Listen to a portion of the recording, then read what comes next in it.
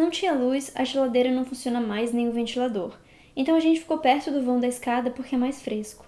Essa noite, os tiros não param mais. Nessa madrugada, a mamãe não conseguiu dormir. Eu a acordei por causa das bombas porque me deu dor de barriga. Ela ficou comigo na sala um pouco, depois eu dormi com a cabeça em seu colo no sofá. Irmão George diz que hoje é Dia Internacional dos Direitos das Crianças no mundo inteiro, mas que esqueceram de colocar Alepo na lista. Ontem, os mísseis passaram bem alto por cima do edifício. Mamãe não aguenta mais o barulho. Quando passam por cima, ela grita, não, não, não, não. Eu coloco as mãos nos ouvidos e tremo. Esse é um dos livros que mais me fez chorar na minha vida. Sabe o Diário de Anne Frank? Inclusive, eu preciso fazer um vídeo sobre esse livro. Então, o Diário de Miriam, publicado pela Dark Side aqui no Brasil, é muito parecido, porque também é um diário escrito por uma menina e sobre a guerra, só que dessa vez sobre a guerra da Síria. Eu gosto muito de diários e de biografias, e eu tenho certa fixação por histórias de guerra por causa do meu avô, e eu já falei sobre isso em um outro vídeo que eu postei no meu canal. Então, o Diário de Anne Frank é muito importante na minha vida, na minha trajetória literária. Mas o Diário de Miriam acabou adquirindo um significado diferente pra mim, porque ele é sobre uma guerra que ainda tá acontecendo. A gente vê constantemente na televisão matérias sobre a guerra na Síria, e esse é um conflito que eu sempre tentei entender, mas eu acho muito difícil, porque tem várias tensões envolvidas. Primeiro que a Síria não é um país que curte muito a democracia. O presidente do país se chama Bashar al-Assad, e ele herdou a presidência do pai. Isso quer dizer que essa família já governa a Síria por mais ou menos 40 ou 50 anos. E países não democráticos são regiões que não respeitam os direitos humanos, que há muitas crises políticas, sociais, e são espaços em que há muita instabilidade, ou seja, conflitos de todos os tipos, inclusive guerra civil. A guerra da Síria já vai pro 8º ano e é um conflito de muitas ordens. É uma guerra contra o presidente, mas também uma guerra entre os povos diferentes que vivem na Síria e também um conflito religioso. E para piorar, essa não é uma guerra regional, é uma guerra global que envolve muitos países. Por exemplo, a Rússia apoia o governo do Bashar al-Assad, mas os Estados Unidos não. Mas daí também tem um Estado Islâmico na região, que é contra,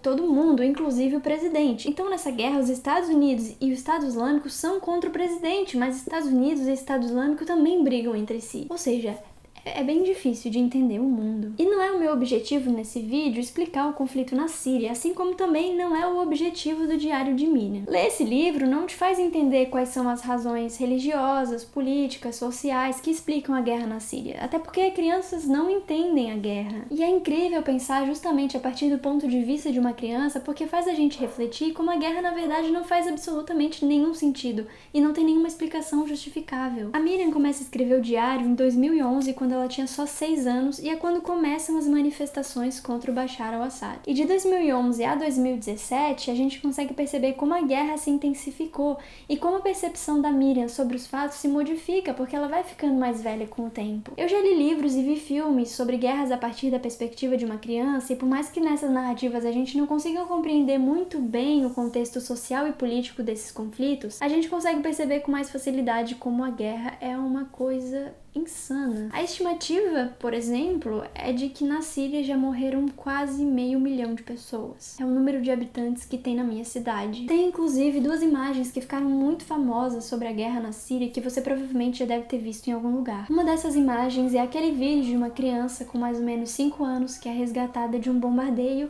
e ela é colocada numa ambulância, tá toda suja, com a roupinha suja, e ela tem sangue no rosto, e ela passa a mão no cabelo, ela começa a olhar pra mão, assim, sem entender o que tá acontecendo. E a outra imagem é a foto daquela criança, do corpo da criança na costa da Grécia, porque provavelmente a família tentou sair da Síria, não conseguiu e acabou morrendo no mar. E muitas pessoas tentam sair da Síria dessa forma, algumas acabam morrendo, e outras vivem como refugiadas em outros países. E é bizarro como existe um discurso global contra refugiados, como se eles fossem um problema. Cara, são pessoas que vivem no meio da guerra, que vivem no meio de bombardeios e de mísseis e de metralhadoras. São bebês e crianças e idosos e pessoas que chegam num nível de desespero tão grande que elas preferem entrar no mar em condições precárias, correndo um monte de riscos para tentar chegar em outro país. Mas muitas muitas pessoas morrem no caminho e outras não conseguem sair porque não têm condições financeiras, como é o caso da família da Miriam, inclusive ela ainda mora na Síria. Eu acredito no poder de transformação social que tem a literatura, não é à toa que eu tô terminando meu mestrado nessa área. E obras como o Diário de Miriam são muito importantes. Eu acho que hoje existe uma banalização muito grande da violência e até um apreço por regimes não democráticos. Muita gente acha que é besteira a gente falar sobre direitos humanos, por exemplo, ou que é um absurdo receber refugiados no nosso país. E quando eu penso no passado e olho para o nosso presente, eu acho que a gente já não deu muito certo enquanto sociedade, e por isso a gente precisa construir um futuro melhor. E para mim, o único caminho possível é o da educação, da conscientização política, por meio da arte, da literatura, de registros históricos como esse. E ler o prefácio da edição brasileira foi uma confirmação desse meu pensamento, porque a Stephanie Habrich conta como trouxe a obra da Miriam para o Brasil. Ela é fundadora do Joca, que é o primeiro e único jornal voltado para crianças e adolescentes no Brasil,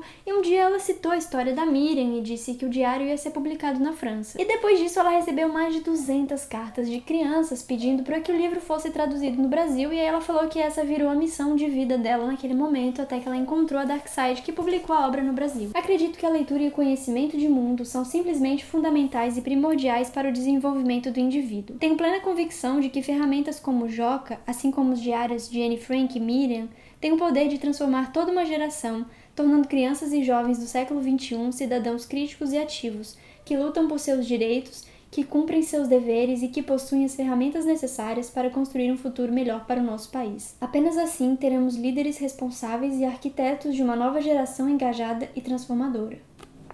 É isso.